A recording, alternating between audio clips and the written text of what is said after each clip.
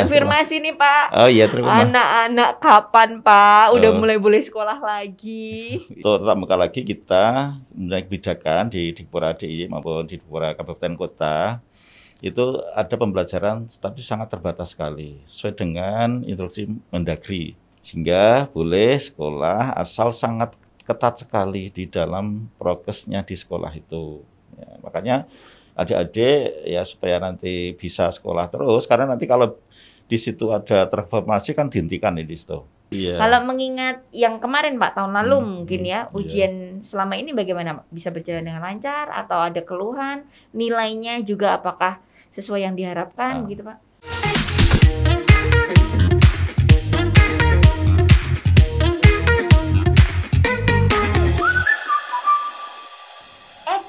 Mau kemana? Jangan buru-buru, konfirmasi dulu Pak Suirman. Ya, Konfirmasi nih Pak. Oh iya, terima. Anak-anak kapan Pak udah mulai boleh sekolah lagi? Iya, banyak bertanya begitu ya. Iya Pak. Jadi terima kasih. Jadi kita sudah lega lagi, boleh sekolah lagi tatap muka istilahnya. Ya. Itu kita sesuai levelnya, ya, levelnya. Sekarang kan level 4 gitu. Iya ya. loh Pak, jadi level 4 lagi loh. Level 4 lagi. Padahal dulu sempet 2. 2 ya. Sekarang level 4 lagi. Ya. Untuk itu, untuk tatap muka lagi kita menaik kebijakan di Dikpora DIY maupun di Dikpora Kabupaten Kota itu ada pembelajaran tapi sangat terbatas sekali sesuai dengan instruksi Mendagri. Ya, jadi bisa tatap muka, bisa jarak jauh gitu. Nah itu nanti sekolah-sekolah itu mengatur dengan, tapi sangat super ketat sekali. Karena saat ini itu siswa-siswa kita baru penilaian tengah semester atau TPHBS, itu yang kelas 12 itu. Artinya kan kita masih melakukan itu. Sehingga boleh sekolah asal sangat ketat sekali di dalam prokesnya di sekolah itu. Ya, makanya adik-adik ya supaya nanti bisa sekolah terus, karena nanti kalau di situ ada terkonfirmasi kan dihentikan di situ.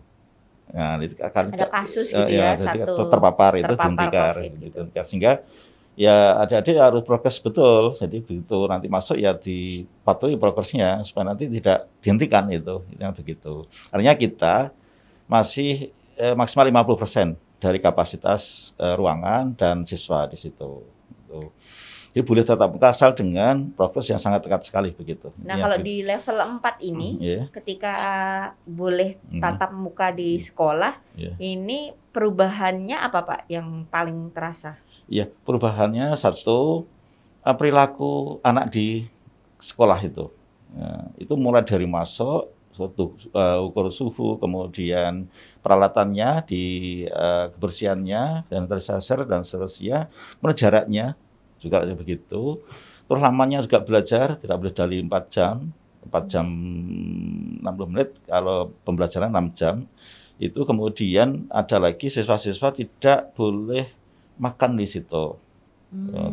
Atau memakan nanti di luar. Gitu. Jadi ada pembatasan sangat ketat sekali untuk yang level 4 ini. Jadi sekali lagi Bapak Ibu guru, orang tua siswa, yang orang tua siswa ya bagaimana diwanti-wanti lah, kalau di sekolah diwanti-wanti, kalau guru ya betul-betul mengamati betul. Dan yang kita khawatirkan itu kalau di sekolah sudah tertib ya, beberapa orang tua kemarin, Pak ini kalau di sekolah sudah tertib, tapi begitu luar di pagar, mulai lagi. Ya, mana itu. Di depan itu ada cilok lagi Pak, ya kan? Jadi makan cilok pasti lepas masker. Lepas masker, iya. Jadi itu kami minta masyarakat juga orang tua siswa itu ikut mengawasi lah, karena pandemi ini untuk kita semuanya, tidak hanya di segmen-segmen tertentu atau dinas-dinas tertentu begitu. Ya, kalau untuk jumlahnya sendiri pembatasannya sampai berapa persen Pak? Di 50%, 50% jumlah maupun kapasitas ruang ya. Jadi kalau siswa nanti kalau yang SMA itu 36 ya 18 gitu, maksimal 18. Jaraknya harus 2 meter gitu, 1,5 sampai 2 meter gitu. Ya. Nah kalau untuk kondisi saat ini, apakah siswa SD, SMP, SMA ini sudah divaksin semua atau bagaimana Pak? Kalau yang siswa-siswa kita sudah hampir 98%. Di DIY ini Pak ya? Iya. 98? 98. Artinya sudah hampir semua vaksin ya. Vaksin. Berarti 2%-nya ini memang mungkin ada komorbid, kemudian mungkin belum siap dan seterusnya itu. Tapi kita pantau terus yang 2% itu kita untuk vaksinasi. Ya. Nah, ini saat ini kan juga sedang TPHBS atau kalau bahasa gampangnya itu ujian gitu ya, Ujian, Pak, iya. ya. Aduh, ujiannya ini double-double, Pak. Ujian karena pandemi, ujian juga pelajaran. Kalau Iya. mengingat yang kemarin, Pak, tahun lalu mungkin ya, Iya. ujian selama ini bagaimana, Pak? Bisa berjalan dengan lancar atau ada keluhan? Nilainya juga apakah sesuai yang diharapkan Nah, gitu, Pak? pertama pelaksanaan ujian untuk yang ada beberapa SMA tertentu itu online di rumah, tapi ada dua kamera, dua pengamatan. Satu kamera pengamatan dari sekolah, yang satu untuk bekerja. Itu Oh, yang menurut saya yang punya peralatan yang lengkap ya itu ya. iya, iya, iya. Artinya Fasilitasnya kalau memadai. memadai di rumah, artinya walaupun di rumah itu istrinya tidak contek-contekan dengan teman-teman, tidak ada apa Nggak nyontek, Pak, kerjasama, cuma nyari dari Google. itu juga kelihatan karena ada Oh, kamera di situ. nah, Jadi ada beberapa sekolah SMA yang begitu, SMK. Jadi itu sudah pakai yang seperti itu, bagus. Bagus artinya kita mengurangi siswa ke sekolah kan kerumunan, itu kan bagus sekali itu pakai itu. Tapi itu kan terbatas beberapa sekolah aja. Untuk yang sekolah lain itu bisa ke sekolah tadi, tapi 50% tadi ya, 50%, maksimal 50%. Kemudian kalau hasil kalau hasil itu kita bandingkan, kalau yang masing-masing sekolah itu sudah cukup baik ya untuk sekolah. Tapi kalau kita melihat untuk hasil di tahun 2022 kemarin untuk SPD itu asesmen untuk ujian SMP untuk masuk ke SMA SMK itu turun. Turunnya lumayan banyak. nilainya itu, Pak. Nilainya ya rata-rata kalau dulu kan 6,4, kemarin itu 5,2 itu ya. Oh, iya, cukup banyak ya, Cukup Pak, ya? banyak itu. Nah, itu makanya kita begini. Kita itu kan dituntut untuk prestasinya Maksimal. tinggi. Tapi harus memberi kesehatan dan keselamatan. Nah, itu dua sisi itu yang kita itu. Jadi mengapa kok kemarin tidak tatap muka, sekarang bisa tatap muka, itu karena itu. Jadi Bapak Ibu orang tua siswa ya mohon maklum, karena apa? Karena tuntutan dua itu. Nanti kalau keselamatan dan diabaikan kan juga repot juga kita. Sehingga begitu bisa menerapkan protokol kesehatan, kita tatap muka. Begitu ada apa terpapar ya dihentikan itu. Jadi itu kebijakan yang elastis sesuai dengan keadaan di lingkungannya masing-masing. Gitu. Jadi ada dua ya kita keamanan kesehatan harus terjaga, prestasi siswa dikembangkan, itu kan dua hal yang sangat apa ya, satu ngerem, satu ngerem gitu. Iya, iya, Begitu iya. itu. Tapi kalau memang untuk standar soal, nilai, dan lain-lain ini, apakah ada penyesuaian juga, Pak, ketika masa pandemi ini? Ya. Ibaratnya nih misalnya lagi pandemi ini soalnya nggak sesusah kalau sebelumnya gitu, atau tetap aja, Pak, karena memang apa tadi ya, mengejar kualitas prestasi, tadi ya. Ya, kita kan ada namanya kemarin awal-awal itu adanya kurikulum terbatas, kurikulum darurat istilahnya, Pak Mas Menteri kemarin. Jadi tidak semua kita berikan. Kita artinya pembelajaran tatap muka terbatas itu tidak hanya terbatas pada fisiknya, fisik jumlah siswa, tapi materi juga terbatas. Oh, jadi sebenarnya materinya pun juga sudah diadaptasi ya? Diadaptasi sudah, supaya nanti apa dengan kondisi semacam ini itu bisa siswa itu mengikuti semuanya gitu. Tapi toh begitu ya, itu tadi masih belum maksimal untuk yang daring ini. Ya. Apalagi nanti kita Jogja gitu kan, Indonesia nanti ada PISA itu, jadi pengukuran ketercapaian pembelajaran. PISA, Pak, namanya. PISA itu kita untuk 146 negara itu kita diukur itu. Nah, jadi kita tetap menggunakan tatap muka seperti ini. Itu sehingga kita harapkan nanti tidak terlalu terpengaruh sekali untuk yang hasil itu. Artinya itu kan untuk hasil PISA itu dibandingkan negara-negara yang lain itu prestis kita. Termasuk Jogja dan Jakarta. Kemarin kita agak tinggi untuk yang PISA ini. Sehingga kami harapkan nanti siswa-siswa walaupun itu tatap muka terbatas, itu pandai-pandai untuk mengakses materi-materi yang kontennya itu sangat wajib gitu ya, wajib. Kedua, guru-gurunya itu pandai-pandai untuk memberikan inovasi. Karena kalau informasi yang didapatkan siswa itu datar saja, siswa juga ya Apalagi sudah, ya masih ini ya, masih online lah online ibaratnya ya. itu. Kalau tidak ada inovasi-inovasi ya, wah ini datar. Jadi buatlah inovasi-inovasi begitu. Jadi walaupun terbatas waktunya, tapi yang didapat itu banyak gitu. Harapan kami begitu. Sehingga kami adakan pelatihan-pelatihan guru, Oh, jadi ada pelatihan juga ya pelatihan untuk guru guru-guru. untuk pembelajaran secara daring ini.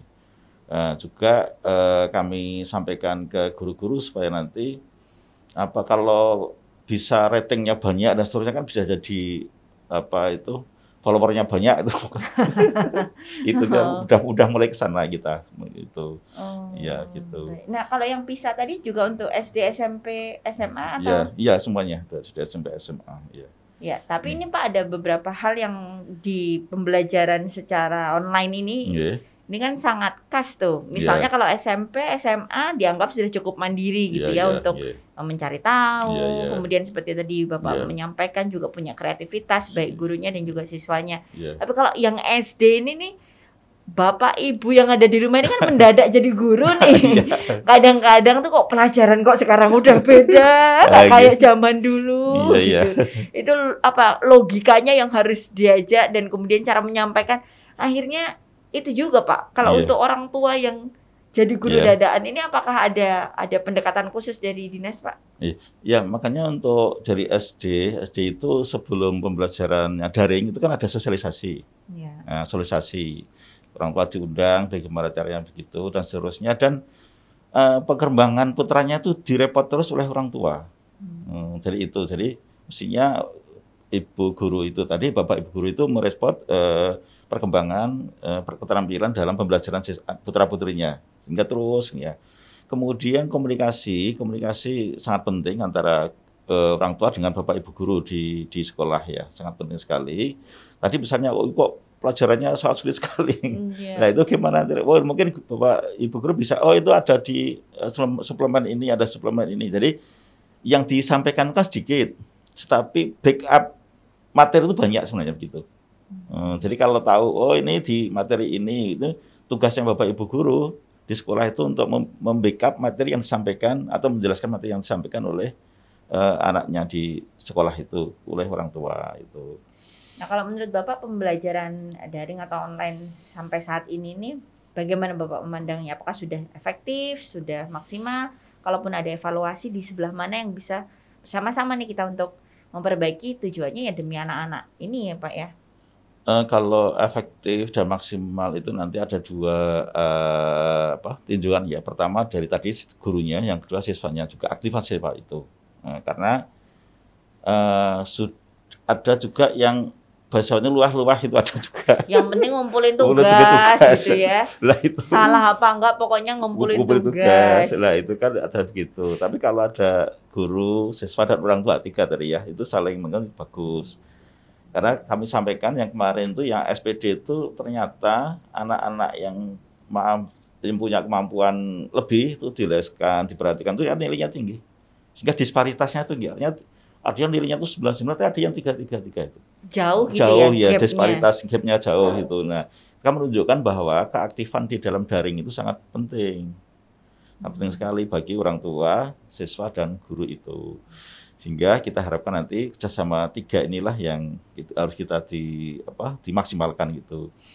Kemudian yang kedua itu kita itu guru-guru itu tidak hanya sekedar mengajar, tapi mendidik, membimbing dan seterusnya perilaku, terutama karakter.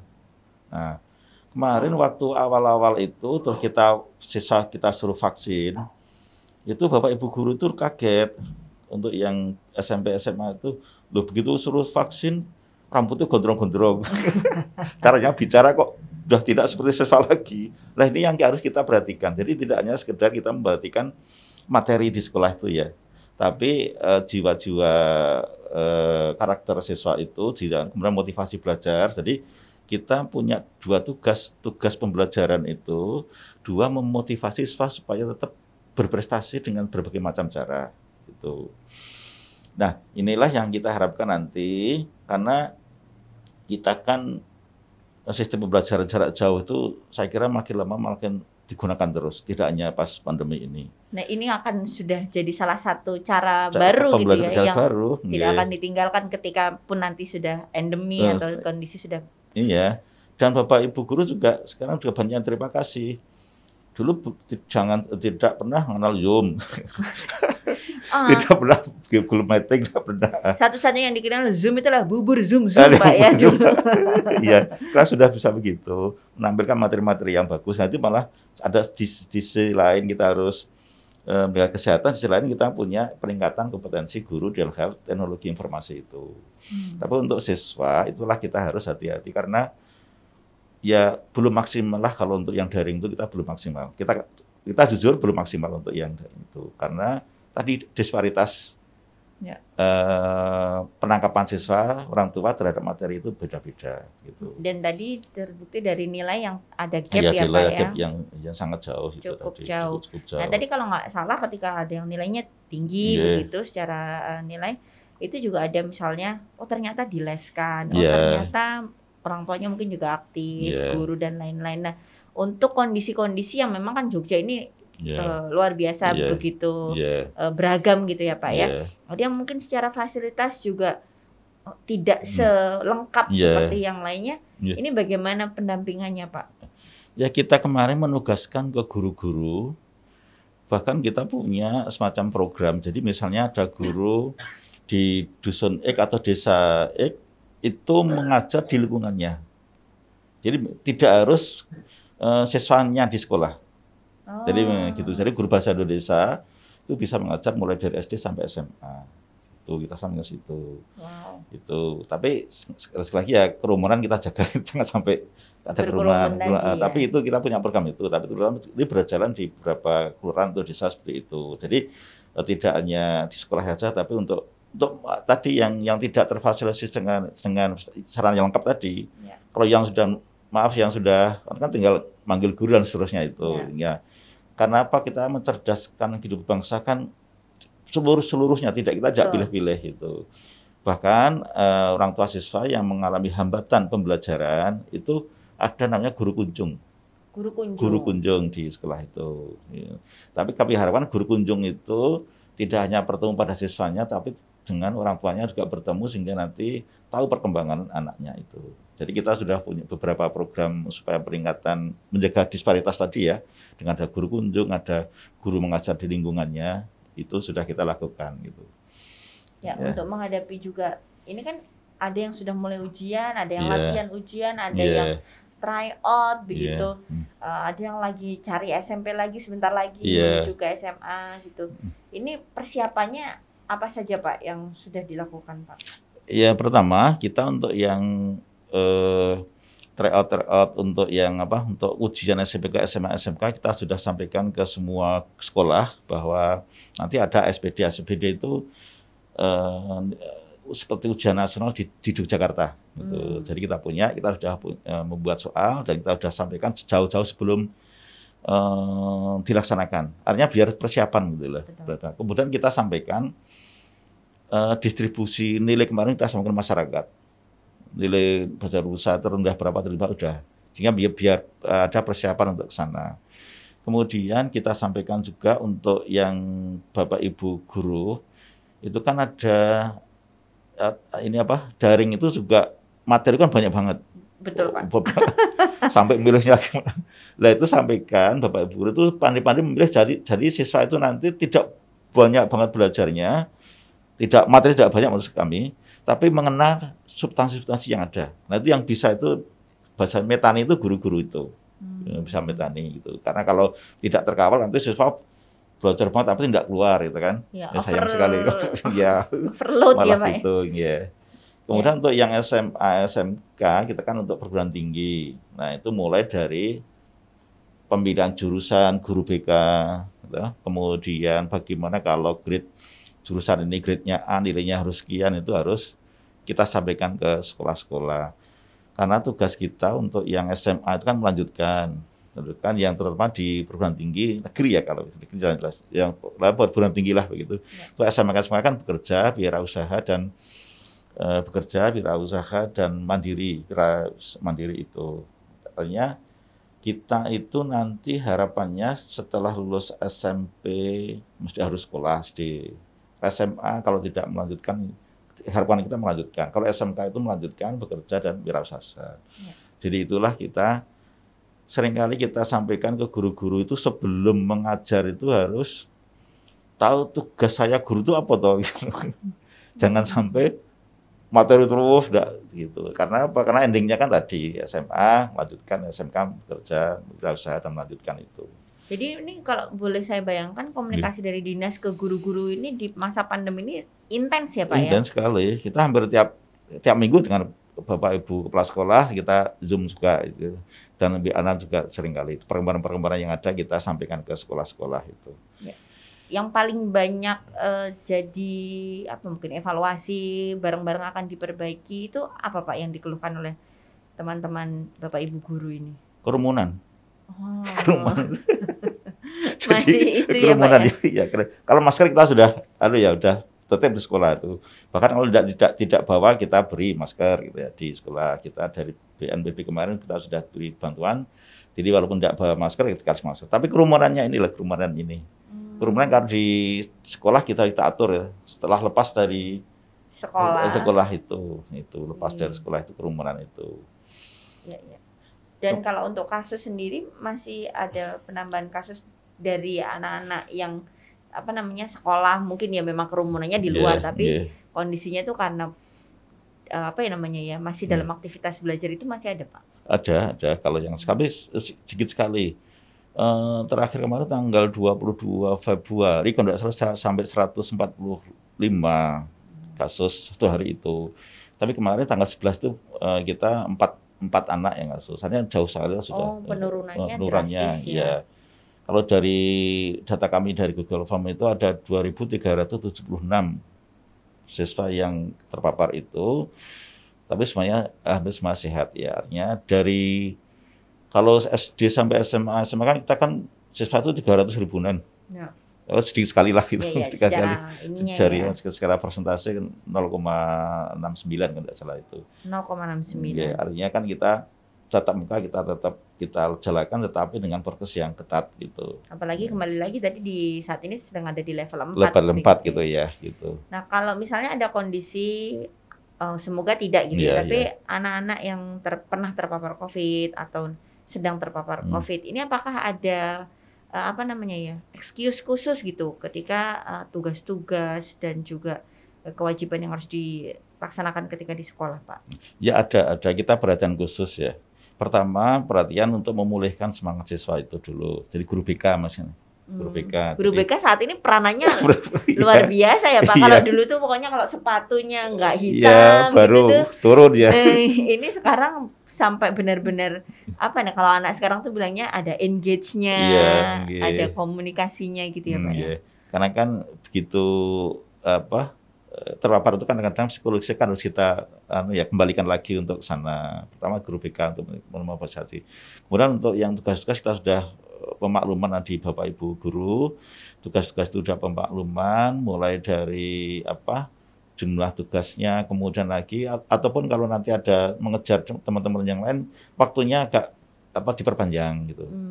Kali kan misalkan tugas 1, 2 itu diperpanjang begitu. Jadi kita yang paling penting itu kondisi psikologis siswa kita. Itu yang berbicara tentang kondisi psikologis saya juga membayangkan ini anak-anak kemarin itu sudah cukup semangat, udah cukup senang karena bisa kembali ke sekolah, ketemu dengan guru, teman-teman, begitu ya. Karena setelah hampir 2 tahun jenuh sekali dengan metode online gitu ya, sekuat-kuatnya gitu. Anak-anak jenuh, kita aja yang orang tua tiap kali rapat, tiap kali mengerjakan tugas online aja jenuh gitu ya. Nah, ini kira-kira berapa lama lagi nih Pak untuk ada prediksi nggak Pak? Anak-anak ini bisa kembali lagi ke sekolah tadi untuk bertatap muka. Kalau melihat perkembangan kasus dan saat ini, Pak. Sebenarnya saat ini sudah tatap muka tapi terbatas, artinya tidak setiap hari. Gitu. Kalau yang 100% kan nanti kan full gitu ya. Dan saya kira ini agak lama untuk kita lama ya untuk seperti ini karena kita kemarin sudah bisa tadi sudah level 2 ke 4 lagi. Karena apa? Karena menentukan level kan bukan dari anak sekolah, tapi Betul. seluruhnya itu loh, global daerah Ya. itu. Sehingga kita harapkan nanti anak-anak kita tetap sekolah tatap muka, walaupun level 4 ya tadi, tatap muka dengan proses yang ketat, tetapi tidak sebanyak yang kalau level 2 dan level 3 kemarin itu. Ya. Sehingga kami harapkan nanti siswa-siswa itu tetap menjaga semangat belajar itu dengan juga diimbangi dengan prokes yang ketat itu. Gitu. Ya. Dan Bapak Ibu guru dan orang tua harus bersabar ya. Bersabar ini. Kapan sabarnya kita terus ya. Sabar terus ya Sabar Pak terus. ya. Tapi memang karena kalau kita lihat lagi di atas segalanya itu adalah kesehatan dari putra-putri Iya, kita iya, sendiri iya. sebenarnya itu Iya, ya Pak yang paling penting. Iya. Jangan sampai gara-gara orang tuanya udah capek ngajarin juga sebenarnya, tapi Iya. kembali lagi pada kesehatan anak yang Iya. paling penting. Iya. Terakhir Pak, himbauan untuk sekolah-sekolah saat ini Pak agar kondisi bisa semakin baik dan semakin baik lagi. Ya, untuk sekolah-sekolah itu kan kalau kita punya namanya agen perubahan di sekolah-sekolah itu, kader-kader agen perubahan. Nah, itu diefektifkanlah agen perubahan itu. Artinya contoh-contoh perilaku yang baik itu seperti itu. Kan tiap kelas itu kita punya 2-3 siswa. Jadi kalau ada siswanya misalnya kurang tepat program ya diingatkan gitu. Itu lewat agen-agen perubahan di sekolah Yang itu. siswa sendiri Siswa itu sendiri, ya. Dan kita juga bersama dengan beberapa dokter kemarin itu terjun ke sekolah. Ada bahkan kemarin akan menghidupkan lagi dokter kecil yang justru seperti itu kalau SD SMP ya, itu dulu ada dokter kecil. itu kan agen-agen perubahan di situ. Artinya tidak gurunya saja yang bahasa Jawa ngelengke gitu, Ya. tapi siswa-siswanya sendiri gitu. Diefektifkan agen-agen perubahan itu. Kemudian Bapak Ibu guru kita sampaikan memberikan tugas yang inovatif, yang nyaman gitu loh. Ya. Nyaman, mengerjakan tugas nyaman dan diselingi beberapa motivasi tidak hanya materi saja gitu. Jadi untuk Bapak Ibu guru inovasi pembelajaran diterapkan dan nyaman siswanya itu. Kemudian untuk yang orang tua ya tadi kalimatnya cuma sabar itu. Sabar aja itu ya Pak ya. Sabar gitu. Kemudian cuma gini, kalau ada sesuatu yang agak berbeda, kurang enjoy dalam pembelajaran, disampaikan ke sekolahan. Dikomunikasikan. Ke sekolahan. Mungkin maaf, gurunya juga mungkin menurut saya tidak pas dalam memberikan itu bisa juga gitu. Atau waktunya memberikan tugas bisa juga. Atau caranya menanggapi dengan tugas itu, misalkan kok lama tidak dikoreksi toh, kan itu juga memberikan. Jadi apapun yang disampaikan oleh Bapak Ibu guru ke sekolah, kita feedback dari orang tua siswa kita sangat menerima sekali itu. Jadi orang tua juga harus aktif untuk memberikan feedback gitu ya, sehingga ini juga untuk kemajuan proses belajar mengajar yang memang masih saat ini online ini ya Pak ya. Karena kalau di rumah kan mungkin siswa kan menggerutu apa kan jelas, kalau di sekolah kan tidak berani. Dan jangan-jangan orang tuanya juga nggak berani. Tapi bisa dikomunikasikan ya Pak segala hal ini tadi. Baik. Terima kasih Bapak Suirman, luar biasa. Ini semoga adik-adik sebagai agen perubahan bisa maksimal juga untuk memberikan vibes yang bagus untuk teman-teman di sekitarnya. Ini baru saya tahu nih soalnya adik-adik ternyata atau teman-teman yang sekolah ini juga jadi agen perubahan. Agen perubahan. Karena saya dari dulu cuma agen, kalau nggak agen minyak tanah, agen pulsa Pak. Terima kasih Pak, salam sehat selalu. Dan sekali lagi, jangan buru-buru, konfirmasi dulu.